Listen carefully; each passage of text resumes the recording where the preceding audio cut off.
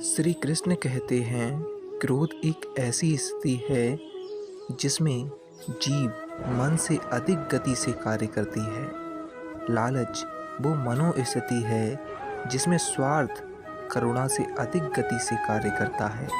प्रतिशोध जिसमें व्यक्ति दूसरों से अधिक स्वयं को हानि पहुंचाकर सुख पाता है। और ईर्ष्या जिसमें व्यक्ति स्वयं के अस्तित्व को ही खो बैठता है, कुछ और ही बन जाता है। दूसरी ओर आनंद वो स्थिति है जिसमें आत्मा शरीर से अधिक प्रसन्न रहती है।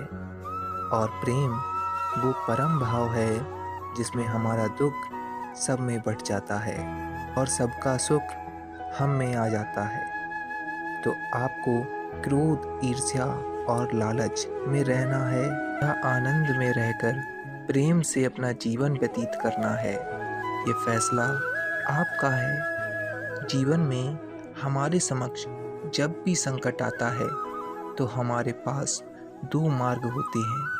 पहला भयभीत हो जाना और दूसरा साहस के साथ उसका सामना करना।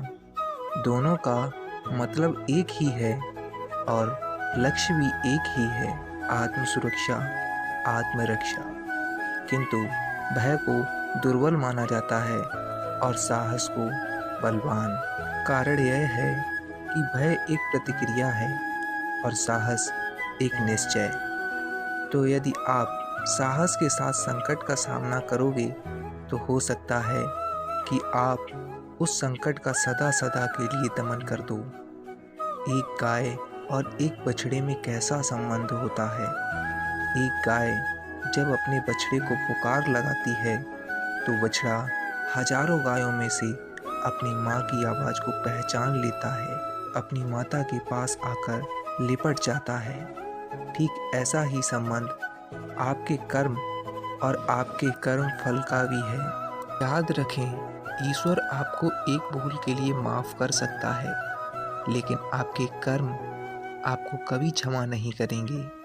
यदि आप दुष्कर्म करने वाले हैं तो आप संभल जाइए, और यदि आप सत्कर्म करने वाले हैं तो और करिए। जब आपका कर्म होगा, आपका फल आपके पास अवश्य आएगा।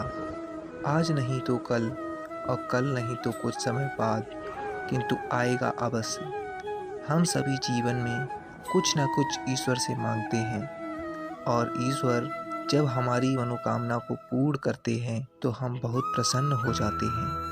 किंतु जब ईश्वर हमारी मनोकामना को पूर्ण नहीं करते हैं तो हम सोचते हैं या संदेह करते हैं कि क्या सच में ईश्वर है। आपको एक बात बता दूं, यदि आपने ईश्वर के समक्ष अपनी इच्छा रखी और ईश्वर ने वो पूर्ण कर दी, तो इसका अर्थ ये है कि ईश्वर जानते हैं कि आपको इसकी आवश्यकता है।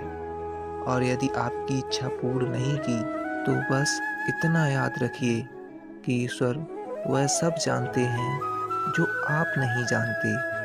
और दूसरा कारण यह है कि ईश्वर यह बात भली भांति जानते हैं, जो इच्छा आप रख रहे हैं वो इच्छा आप स्वयं अपने बल पर पूर्ण कर सकते हैं।